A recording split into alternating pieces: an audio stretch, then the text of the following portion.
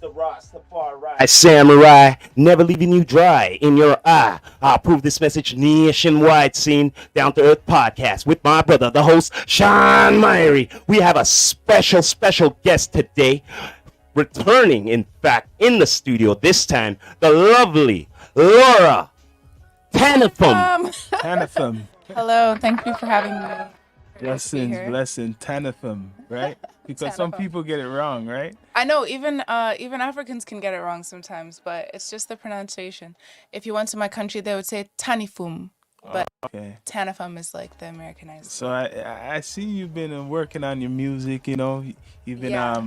doing some things. You could tell us a little bit what you've been up to since, like, it was the COVID I know. times and stuff, you know?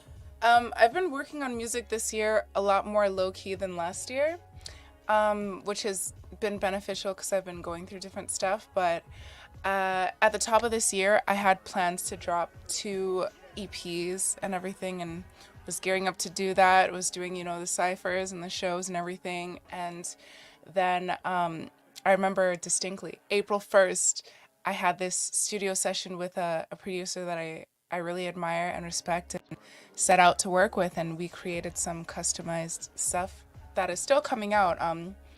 However, April 6th, my best friend died, and that kind of changed the trajectory of like how open I was this year. So a lot more of my moves were behind the scenes and watching and studying and planning and plotting, and now I have a lot of exciting news. So tell us a little bit about your latest track. I listened to it. I'm feeling it still. It has like more of your vocal, showing your vocal side of yourself. Exactly. Actually, yes. My latest track is called Say It's You. It just came out October 27th. And it's like, it's completely different, I think, than anyone's ever heard me do. Because most of my music that's released is rap, and the stuff that is sung has been like R&B and pop rock kind of stuff. Yeah. And this one is more R&B pop with like a lot of electro sounds in there and a different kind of production. And I wanted to diversify myself on the EP that I'm working on right now, which is my Winter EP. It's mostly singing, so I wanted different styles on there because there's still going to be the primary R&B songs and everything. Like spotlighting your side of like what you could do, a different side, what you could do, like singing. Some people Absolutely. rap, you know what I mean? But like, it's good to bring out another side in yourself sometimes. And I wanted something more vulnerable. I don't actually talk about anything that's like very, very vulnerable in my music typically that I've released. So I was just like, you know what?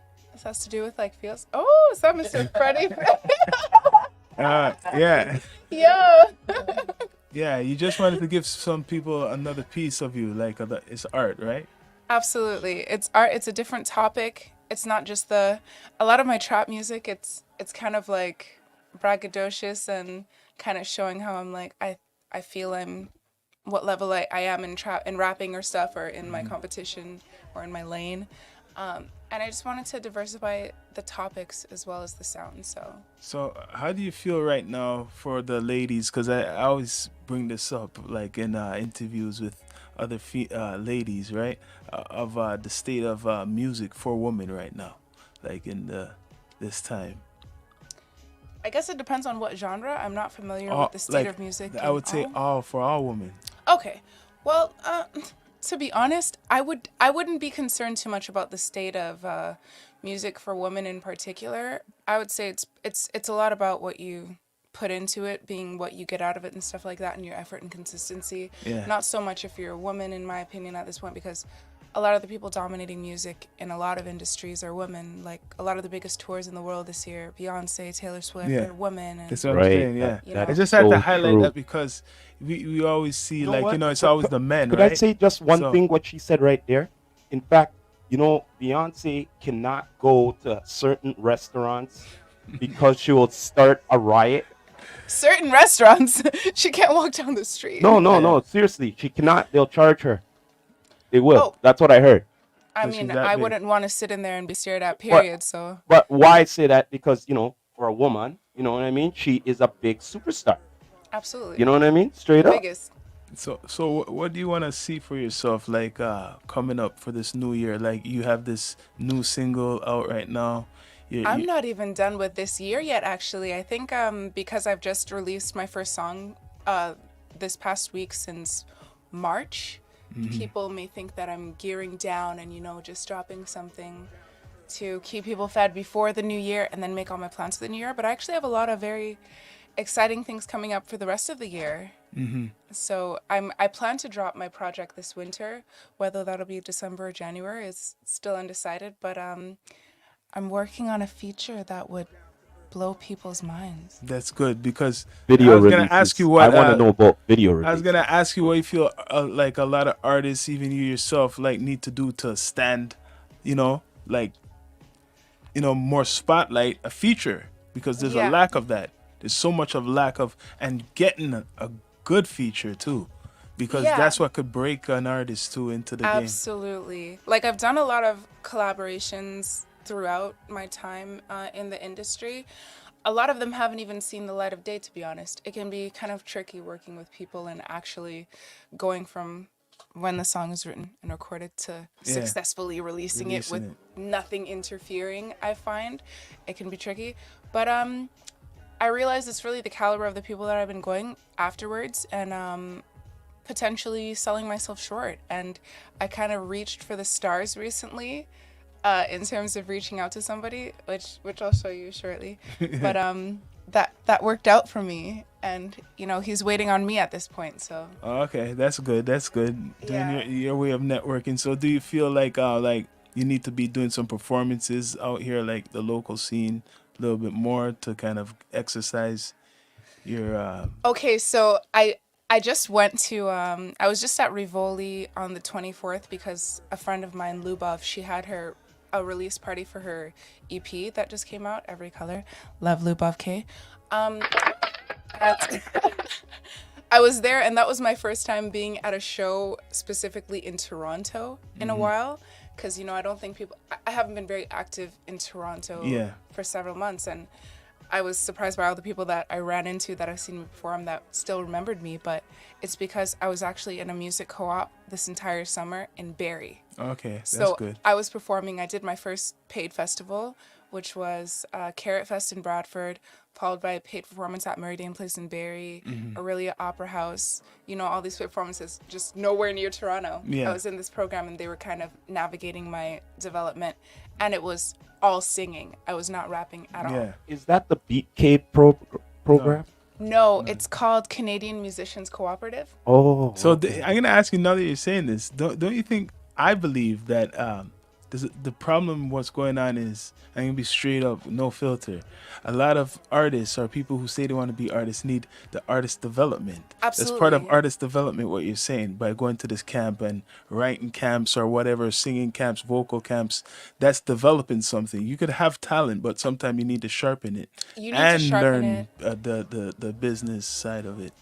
For me specifically, it's about learning, sharpening, but continuously doing so, because I went through an amazing artist development program last year, which was Canada's Music Incubator, where I was one of 7 people in Canada that made it into that one, and that was amazing. And someone might feel, okay, you went through the CMI, like you should just blow up after that. It's like, no, they gave you the tools, and then following that, you're an alumni, and you need to build your strategy, and where you need help, they can fill in. And they had, their focuses and the people that they brought in from the industry to help you and the connections they made. Whereas the cooperative that I went through in Barrie, it was very much focused on performance aspect. Yeah.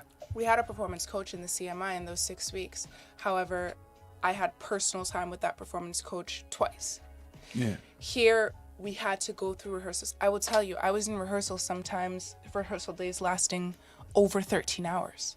You're rehearsing with a band, you know what I mean? You're being filmed during your rehearsals. You have to plan staged moments. Yeah. It was kind of nerve-wracking. It's just like, and there's a panel just watching you, and it's like, okay, it's like, and when they're not feeling you, they'll just cut the whole thing and take it from the top.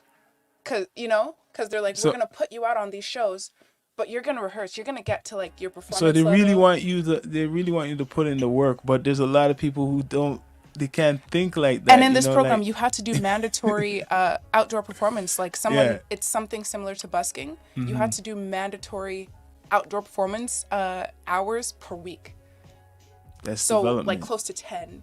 Yeah. So I was like busking on the side of the road in Barrie for like 3 hours at a time, 6 hours a day sometimes, and all that stuff. And it's mandatory. You have to fulfill those hours in order to complete the contract that you signed. So it's like, if you don't know about the equipment, they're going to teach you it. But now you got to go get the equipment and get out there and do it. But there's only a few people like yourself who could have that commitment to do something like that. I signed a contract. Yeah, you had to. It was a pretty tough auditioning process to get into the program. I didn't think I made it in, to be honest. And then I made it in the very last minute, right before it started. And first week was mass signing week. You have to sign a contract saying you're not going to work anywhere else because we're paying you. And you have to complete these mandatory contract hours. And here's the breakdown of what these hours have to go towards. So it was very much like telling you what to do, which I kind of need. So right now, what do you need right now for yourself, for your career to? Speaking of all this development, I'm starting a new one next weekend. A new one again? Yes, because I did the one. Yes, when I say it's continuous, it's very continuous. I did the one this summer that was focused on performance thing. I'm up to a level where it's decent, and they've helped me book like my next performance. I'm at an award show in November performing, and that was someone who saw me singing at the side of the road for that program that booked me for the Barrie Arts Awards. So if you see your results, then I can't blame you for keep going. If you see the results, I'm going through another program coming up called Abstract. Yeah. Abstract production, abstract media, and the reason that I'm going through that one right following the performance focused one is because they focus a lot on developing the content. So you see, this is what some people would be asking a question like this. Like, for example, I'm a big time producer coming from somewhere, right? And I see that you have talent, and I go up to you right now, and you're part of one of these associations, and I say I want to give you so and so dollars or this great big contract and everything. And it's all legit. Can you get that? Can I get that, or would I? Can you get it because you're in this other association? Through the cooperative in Barrie, I don't particularly know if people were scouting for contracts for like deals and stuff, but I mean, I got my performance that I'm doing based on someone seeing me at the side of the road, so I'm not sure what else other people were reached out for based on them being seen by other people, right? So you ain't getting me. You ain't getting me with that I don't know answer. what you can get. Because mind you, like, I'm in a Discord group. I know. With my program, and they post like the updates of stuff coming up. Like, hey guys, if in case you didn't know, this and this is coming up so far, and someone will comment, I'm performing at that. I know. Someone else So will you like, have an organized. You're part of an organization, right? Mm-hmm. So I'm saying though, right? This is what some people would look on, and I'm bringing it up. If someone has a company, just say I'm Birdman or whatever. Okay. And I like. I didn't understand. And you're a great artist, and he wants to sign you right now. Could you come out of that situation? Oh, I thought you meant are people getting those kind of opportunities from this program? You're asking, can I sign? Absolutely. Okay. Yeah, the contract that I signed was an employment contract for the term of the program. Yeah. Saying you cannot work elsewhere and you must fulfill these activities in order to be employed here. It wasn't some exclusive contract. Yeah, because I'm just saying there's some people, some things like that, right? No. So how important do you think it is for artists to know their business? Like, it's very important for you to know your business, but the business that you don't know, you should use an entertainment lawyer for. For example, if Birdman reached out to me right now wanting to sign me, I wouldn't sign the contract before going to an entertainment lawyer because I wouldn't understand what it means. So a lot of people get screwed that way. Like what, Megan Thee Stallion blew up, and then the next thing you know, she's saying 1501 this, but the rap she say, I'm the 1501 queen, huh? Yeah. And it's like, oh, wait, you know? Yeah. What? Have you ever thought of going, like, have you made trips over to, like, down there, down South America? Not specifically for music.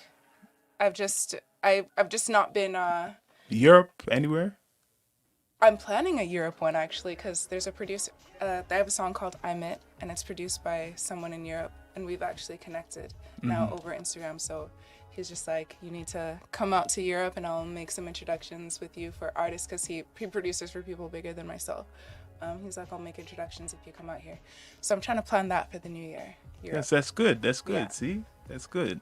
Yeah. How important you feel that is for artists to have their passport? Because To have your passport, it depends on what you're trying to do, because there's artists that are bigger than me in Toronto that have criminal records and can't travel out of the. yeah, but You know what I that's mean? a big mistake they have done. Yeah, You want you I just don't want you to. really you just wanna- turned on something. You really wanna for go me there? to say what you're saying. But the thing is, how long? But check this out. You said that, right? Yeah. But how long are they gonna be big if they cannot leave? How long are they gonna be big for? No, I mean, I'm saying that depends on what you're. yeah, trying they're to big do. here, but you're right. You're what you're trying to do, because what Yeah. you're saying here, right? They could be big here. You could be big here all you want. And I said this many times. Yeah. It doesn't mean that you're big somewhere else. And the person who's not as big here, who people don't, is actually sometimes bigger than the person who's Absolutely. here somewhere else. Absolutely, you could. Yeah, people have fan bases in the most random places. Like my favorite rapper from Toronto is Casper TNG. He has a criminal record. Yeah. For sure. And I see, if I just go on his IG right now, you'll see him posted up in Peru on the weekend's tour or something. Well, he got through Popping something. up, you know what I mean? But no, not all countries don't accept criminals. It's the Yeah. US. Yeah. So it's like, if you're really going towards the US market, it's important for you to be able to travel. Yeah. Or befriend Drake so he can get you a You pardon. just said it right. And you know what? I'm going to say it like this, what you just said there. If you are doing hip hop and the market is in America, it could be in England, but it is in America, the main goal is not to have any record, because you ain't Yes. going to be making, you're just going to make it so far. If you're trying to get to the US and you do not know Drake, don't commit crimes. It's true. It's pretty much it. Lise. It's like any big job besides the music. You know what I mean? Like, Yeah. it's better that you have a clean background. You know, straight. It's easier. So Why? what's some of your music inspirations? Once again, I'll ask you. It kind of shifts based on what style of music I'm currently working on. Oh, right now, like I'm working on some Afrobeats music That's good. that I'm writing, and there are actually several artists from different countries in Africa that are making that lane look very Yeah. much more realistic. It is and realistic now that you brought that up. very much so. There's like Thames Aerostar and this girl blowing up right now named Tyla. It's like they're really showing, that the same way that the Caribbean music and stuff Why like not? that goes Why viral. not? Because that's can one do it. reason hip hop sales have gone down. I feel it's because the Yeah. Afro beat and other musics get popular. So if you could do it, you should do it. And I should, because I was born in Africa. See? You might as well you start, because straight up, that's what is hot right now, and it's gonna be hot for a long time. I don't think it's gonna go away. Oh, definitely not. Right? It's No. like not just a trend. It's been around a long time, like for a good while, but now it's more. They in just pop. needed the exposure to Yeah, pop. the exposure pop Yeah. right now. So how you feel, like you feel that's the new thing for a lot of people, especially people of the African I think if background. you're an artist of African descent right now and you're not trying it out, you should be trying it out. I don't encourage everyone No, under not the sun everybody. to just, it might not look authentic, but Yeah. yeah, you should try it out if that's authentic to you. All right. Yeah. If you're a rock star, I mean, just stick to your lane. But yeah, I think I've shown enough diversity for it not to be so weird for me to jump into that. But how you feel about a lot of the female rappers right now? Like, I feel like there's good talent, but I feel like it's similar, like what we're saying. Like, I think too much people are trying it, and it's not really. It's becoming not authentic anymore. It's becoming like copycats. I mean, I always have an opinion about anything, but it doesn't make it the correct opinion. I think different things of different people. To be honest, the female rappers that I pay attention to are the ones that I think are really great. Like, you know what I mean? Like that's who I pay I know what you attention. mean. I Yeah, don't yeah. sit around Yeah. watching Yeah. like the stuff that is ridiculous. Since you're talking about greats, who's been inspiring to you, like, in your beginning of your journey of music? Like even before you even started doing music, who do you like? You dig? Who do you like to listen Oh, to? before. All of that. Yes. Oh yeah, it kind of depended on what phase in my life, but as a child, like growing up, the music that I grew up on was like Michael Jackson, Madonna, Celine Dion, all that stuff. And then when I moved to the U.S. in grade 1, it was very much Britney Spears and Aaliyah. Okay. And then it's like when I moved to Senegal in grade 4, that's when Akon was like blowing up. And so it's been all over the place, really depending on where I lived. But it's always been like something and then pop. Because even like, Akon, he's like whatever he does in pop version. And then wherever I'm living, it's like whoever made it to mainstream and whatever they were doing, that's who I was listening to. Oh, I'm gonna ask you if you could be a superhero, maybe a supervillain. Who would you pick? What character would you pick? This is gonna reveal that I do not watch those kind of things. I'm not the Marvel. anything. Not It the doesn't have to be DC. Marvel. What kind of superpower would you want, like indoor? Oh, superpower? Yeah. Of course, I would want to be invisible. Okay. Okay. A lot of people like that. For sure. Visibility. I would say teleporting, but invisible because the things that I'd want to do, I wouldn't want to be seen. Well, at the same time, you could get to hear and see things that Every people time are someone talking and thing like that, right? The ultimate spy. Not a spy. I don't care about y'all's business. Anytime it comes to something supernatural, I'm trying to figure out the easiest way to rob banks. You know what I mean? Yeah. Teleport and take it and teleport and leave, you're still gonna be seen. But I'm just like, I could do a lot of shit if I was invisible. But no, I don't care enough about a lot of things to spy unless it's like sitting in on meetings of things that could get me more money. All right. So, then. yeah. That's good. Benefit to yourself. Absolutely. Yeah. So right now, besides like music and everything, do you have anything else you like to do on your spare time, or like ideas for like business? Yes. Oh, ideas for business. Well, I'll start with things I like to do in my spare time because I actually, some people don't know this, I went to film school. That's what I did in college. And I worked in film for a couple of years after that, but that was like, I finished film school in 2013. But now coming up next year, I am going to be in Kenya for 6 weeks. Okay. Because I got a production role on a movie. That's good.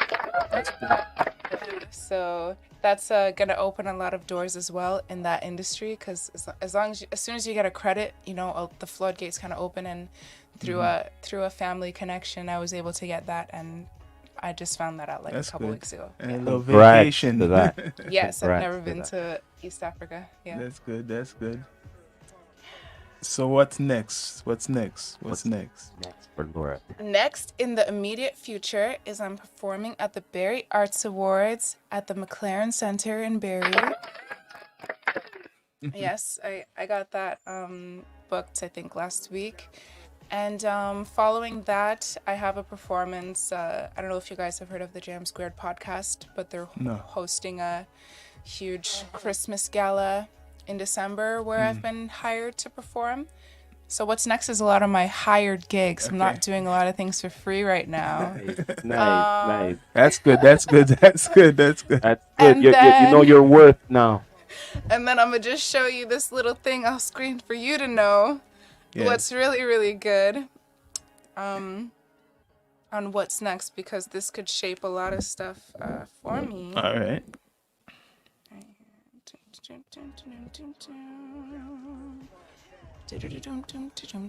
Oh, yeah, man. He's good. He's good. Yeah, That's so good. that's who I'm working on things with right now.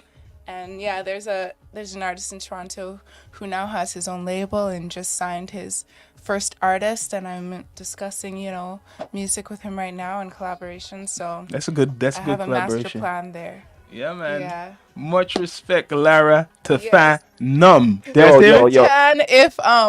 Tanifum. It's like 3 words. Tanifum. Yo, Bless up, But Tanifum. before we go straight up, could you give Down to Earth podcast a nice shout out or drop for us, please? Absolutely. This is Laura Tanifum, and you're listening to the Down to Earth podcast. Bless. Yes, Much respect. Yes.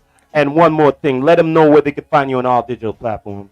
Yes. LauraTanifum on all platforms. I'm on Instagram, YouTube, Facebook, Threads, not Twitter or X or whatever, but yeah, that's pretty much it right now. No, you heard it here first on the Down to Earth podcast here with my brother Shawn Myrie and Laura Tanifum from the Rastafari Samurai, never leaving you dry in your eye. I'll prove this message nationwide.